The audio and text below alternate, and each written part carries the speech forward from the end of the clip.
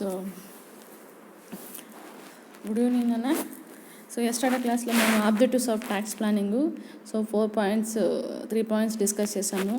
Next 4th point వచ్చి healthy growth of economy. So healthy growth of economy అంటే మనకి ఇక్కడ వచ్చి the savings of the earnings అంటే ఏ దానికైనా కూడా జనరల్గా economic structure of human life అంటే హ్యూమన్ యొక్క లైఫ్ స్ట్రక్చర్, వాళ్ళ యొక్క స్ట్రక్చర్ ఎకనామిక్ డెవలప్మెంట్ అనేది ఉండాలంటే సేవింగ్స్ అనేది అంటే ఎర్నింగ్స్ యొక్క సేవింగ్స్ అన్నమాట.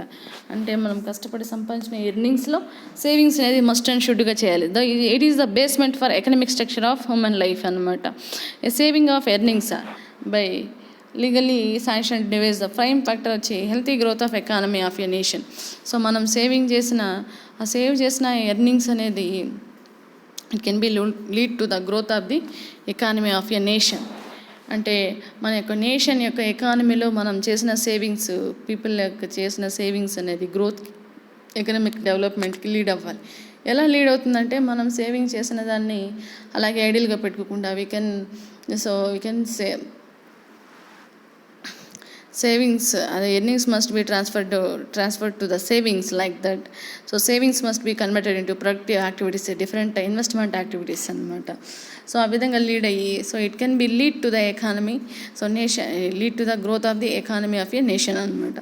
So an income saved and wealth అంటే ఇన్కమ్ని సేవ్ చేసుకోవడం, అంటే ఇన్కమ్ని సేవింగ్స్ చేసుకోవడం, వెల్త్ అక్యుములేటెడ్ అంటే వెల్త్ సంపదను పెంచుకోవడం అనేది వచ్చి ఏంటంటే it is violation of law అంటే చట్టం, వయలేషన్ అంటే ఉల్లంఘన అనేసి అర్థం, చట్టాన్ని ఉల్లంఘించడం అవుతుంది. ఎందుకంటే ఇన్కమ్ని సేవ్ చేసుకుంటున్నాం, వెల్త్ని అక్యుములేటెడ్ చేసుకుంటున్నాం, దాన్ని చూపించి మనం ప్రాపర్ ట్యాక్స్ అనేది కట్టట్లేదు అనమాట.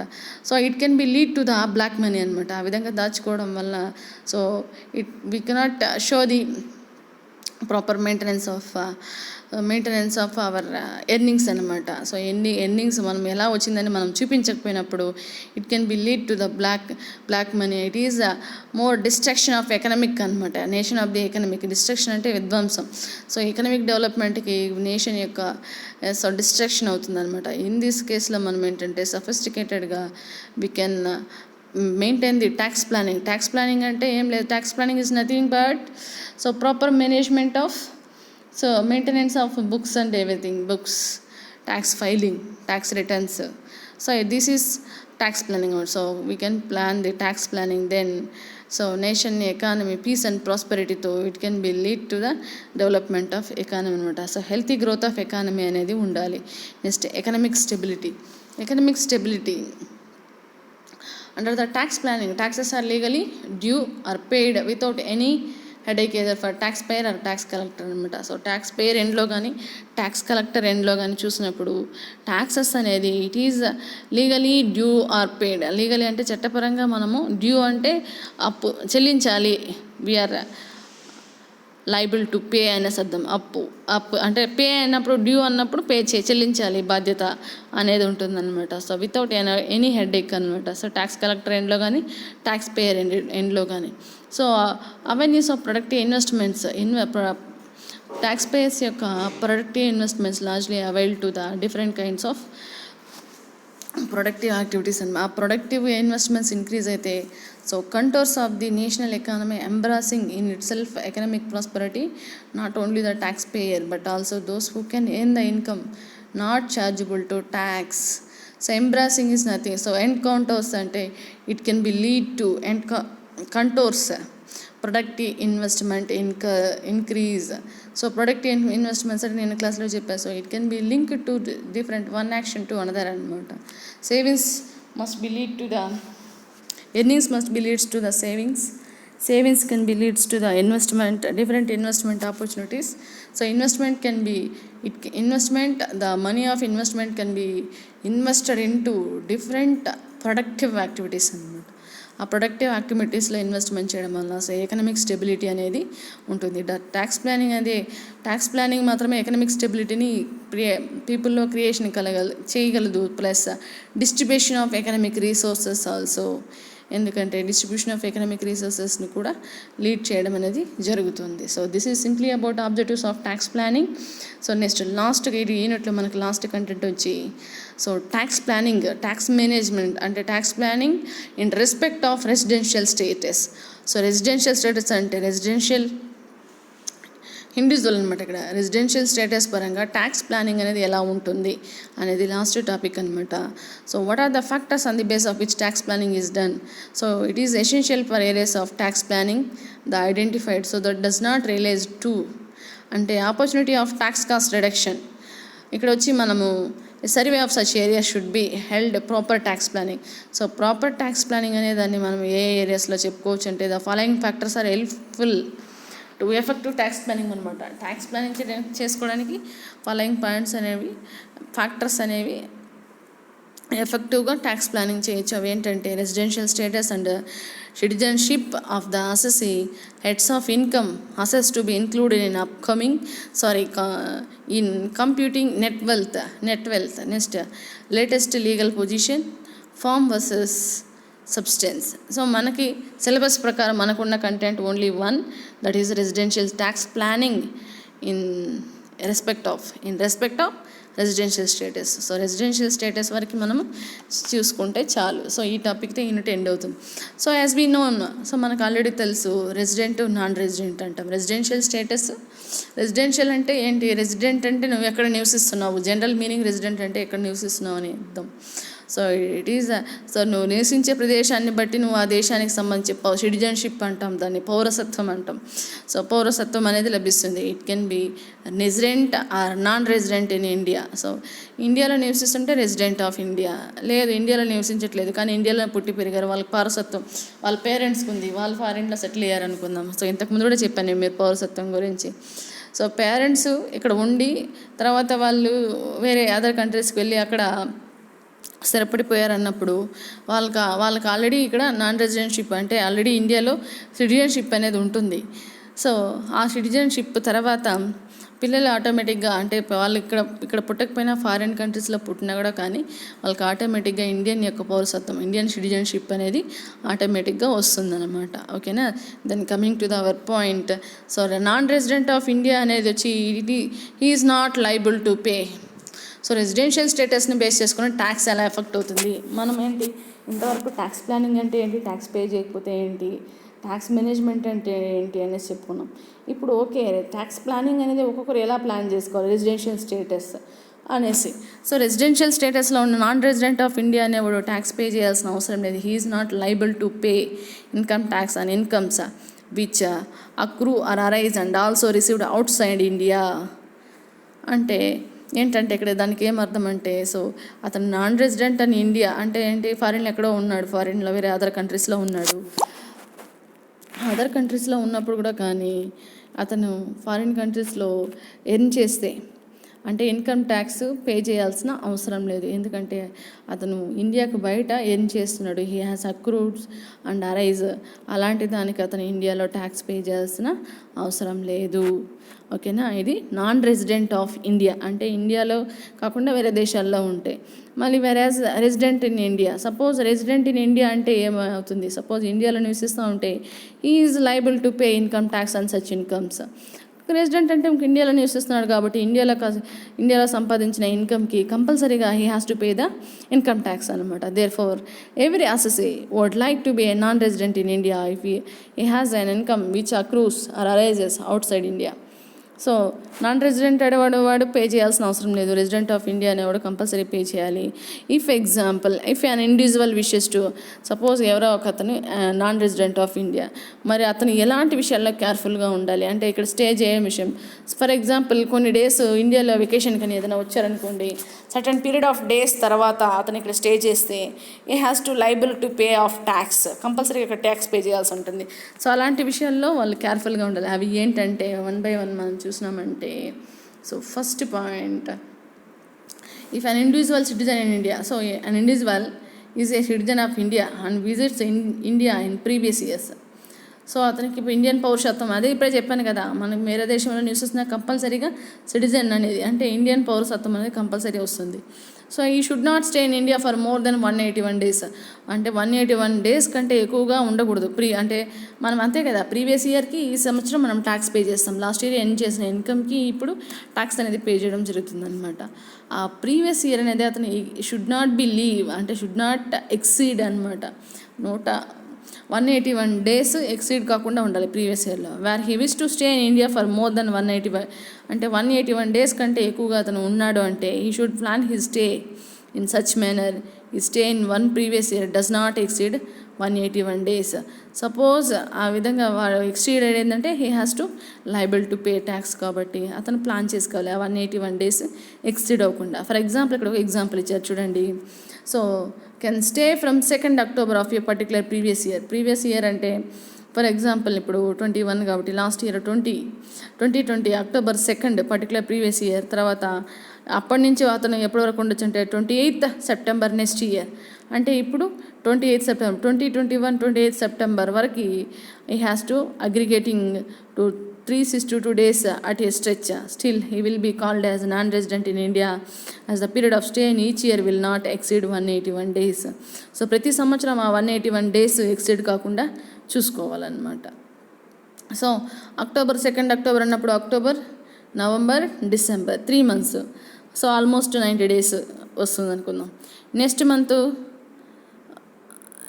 సో నెక్స్ట్ ఇయర్కి ఆ విధంగా నెక్స్ట్ ఇయర్ 28th September అనమాట. ఆ విధంగా సెగ్రిగేట్ చేసుకోవాలి. The above also hold. So ఇక్కడ వచ్చి నెక్స్ట్ ఇంకా ఏది మైండ్లో పెట్టుకుని నోట్స్ వచ్చి ఏంటంటే వన్ షుడ్ హ్యావ్ ఎవర్. ఇంకొక పాయింట్ ఏంటంటే one should have ever in the above case be careful regarding the leap years అనమాట. సో ఈ పీరియడ్స్ క్యాలిక్యులేట్ చేసుకున్నప్పుడు 181 days ఉంది కదా, అప్పుడు చూసుకున్నట్టు ఫర్ ఎగ్జాంపుల్ నెక్స్ట్ ఇయర్ జనవరి, ఫిబ్రవరి. సో డిసెంబర్ తర్వాత జనవరి, ఫిబ్రవరి వస్తుంది. ఫిబ్రవరి అది లీఫ్ ఇయర్ సంవత్సరం కాకుండా చూసుకోవాలి. అంటే సో 28 days కాకుండా మనకు 29 ఉండడానికి అవకాశం ఉంటుంది. అప్పుడు కంపల్సరీగా 1 day ఎక్సీడ్ అయినా కూడా మనకు ట్యాక్స్ లైబుల్ కాబట్టి మనం యాక్చువల్లీ 28 days, కానీ లీఫ్ ఇయర్ మాత్రం 29 days ఉంటుంది కాబట్టి కేర్ఫుల్గా ఉండాలన్నమాట. Next the citizen of India who wishes to leave in any previous year for employment. Suppose ఇప్పటి వరకు మనం ఏం చెప్పాము, నాన్ రెసిడెంట్ ఆఫ్ ఇండియా గురించి చెప్పాము. నెక్స్ట్ సెకండ్ పాయింట్కి వస్తే రెసిడెంట్ ఆఫ్ ఇండియాకి ఏంటి రూల్స్ అని చూస్తున్నారంటే ద సిటిజన్ ఆఫ్ ఇండియా ఎక్కడెక్కడే ఉన్నాడు అనుకున్నప్పుడు సో ఇక్కడే నివసిస్తూ ఉన్నాడు కానీ జాబ్ పర్పస్ కోసం అబ్రాడ్కి వెళ్ళాలి.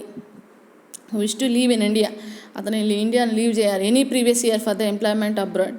సో లాస్ట్ ఇయర్లో అతను ఏం చేశాడు, సో ఎక్కడో అబ్రాడ్లో జాబ్ అప్లై చేయాలనుకున్నాడు, చేశాడు, ఆ జాబ్ వచ్చింది అనుకుందాం. హీ హ్యాస్ టు లీవ్ అనమాట. సో లీవ్ ఇక్కడే నుంచి ఇప్పుడు వెళ్తున్నాడు కాబట్టి వేరే కంట్రీకి ఇక్కడ ట్యాక్స్ పడకూడదు కదా. Should leave India by 28th September so that his stay in India does not exceed 181 days. So ఎందుకంటే సో అప్పటి వరకు అతను 28th Septemberకి leave in India by 28th September అంతా లీవ్ అయిపోవాలి. ఎందుకంటే తర్వాత చూసారంటే October, November, December so 3 months ఉంది. ఈ 3 months వదిలేస్తే మనకి 362 days. So it cannot be exceed 181 days అనమాట. So India does not exceed 181 days and he may called non resident in India for that previous year.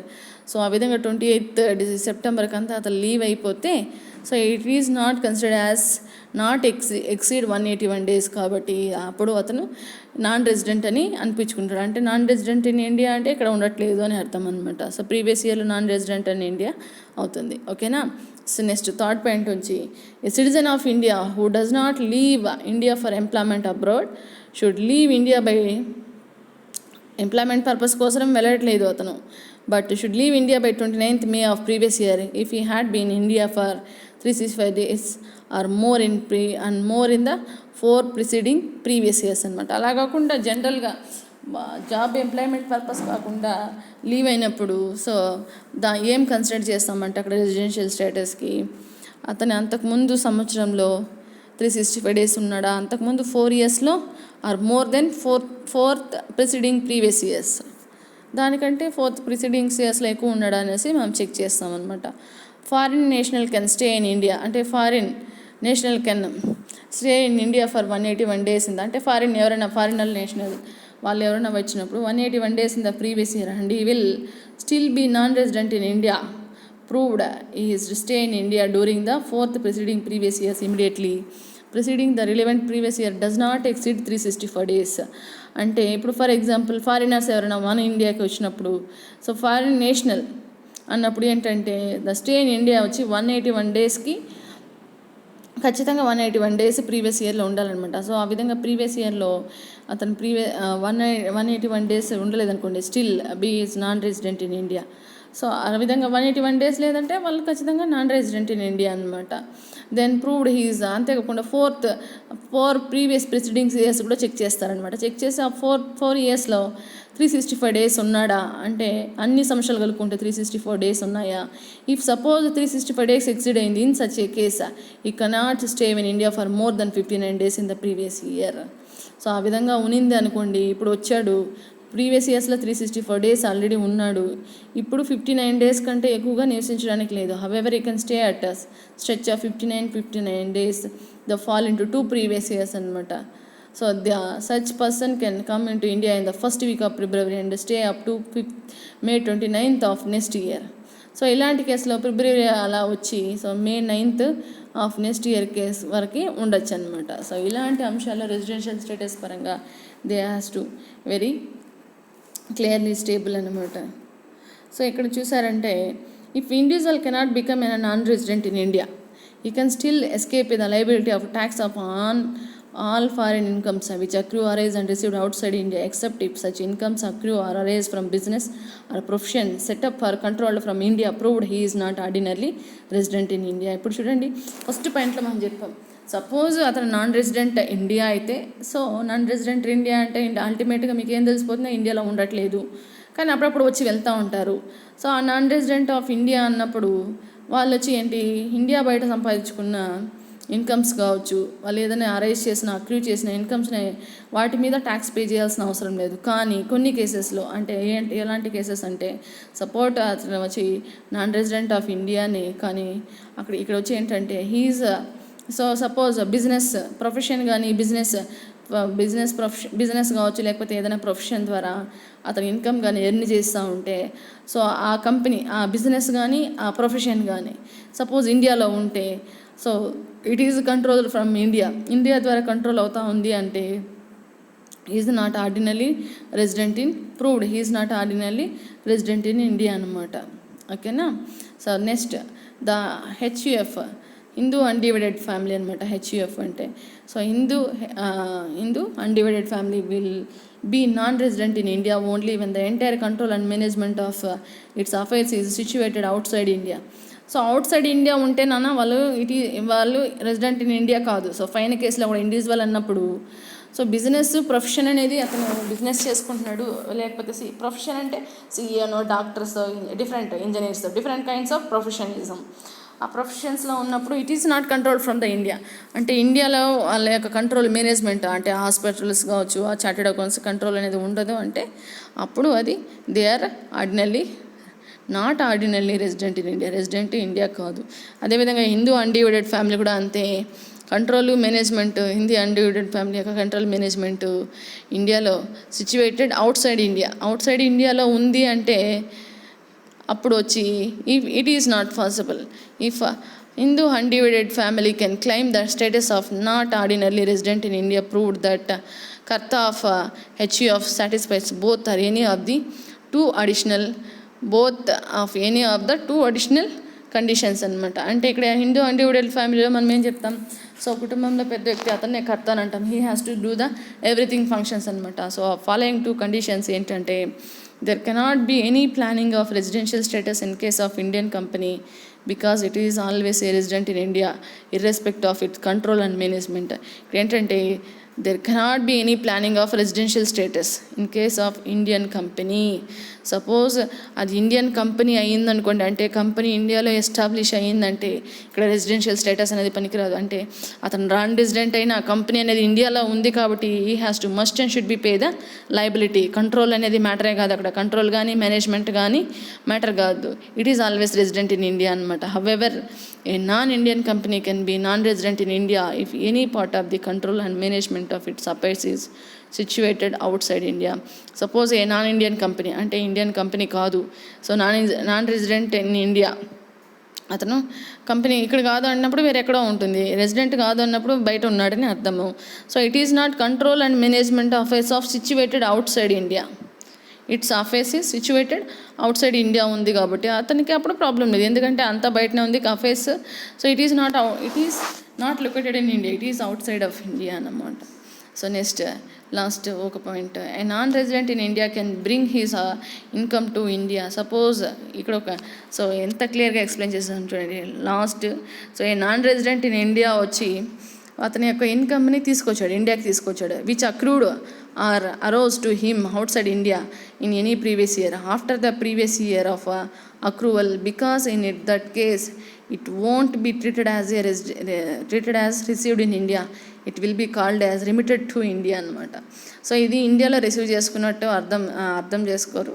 So it is not earned in India కదా, బయట ఇండియాలో అక్కడ బయట out side earn చేశాడు, ఇండియాకి తీసుకొచ్చాడు మనీని. So it is remitted to India అంటాం కానీ it is not received in India అనమాట. The same holds good in case of not ordinary resident. Not ordinarily resident in India proved such income is not from the business or profession which is set up or controlled from India అనమాట. So పైన మనం so suppose resident of India అనే ఇక్కడ వచ్చి same holds good అనమాట, same అంతే. Not ordinarily resident in India అంటే ordinarily resident in India కాదు, కానీ అప్పుడప్పుడు వచ్చి వెళ్తూ ఉంటారు అన్నప్పుడు. సో ఆ ఇన్కమ్ వచ్చే ఇన్కమ్ అనేది బిజినెస్ ద్వారా ప్రొఫెషన్ ద్వారా కానీ, సో అది వచ్చి setup in controlled from India అనమాట. ఓకేనా. So this is about residential tax planning in residential status. దీంతో మనకి ఈ యూనిట్ యొక్క టాపిక్ ఎక్కడికి అయిపోతుంది. సో నేను అలా నోట్స్ కంప్లీట్ చేసేయండి. సో నెక్స్ట్ మనం సెకండ్ యూనిట్ స్టార్ట్ చేస్తాం. దీంతో ఏదైనా డౌట్స్ ఉంటే సో వీడియో విన్న తర్వాత అడగండి.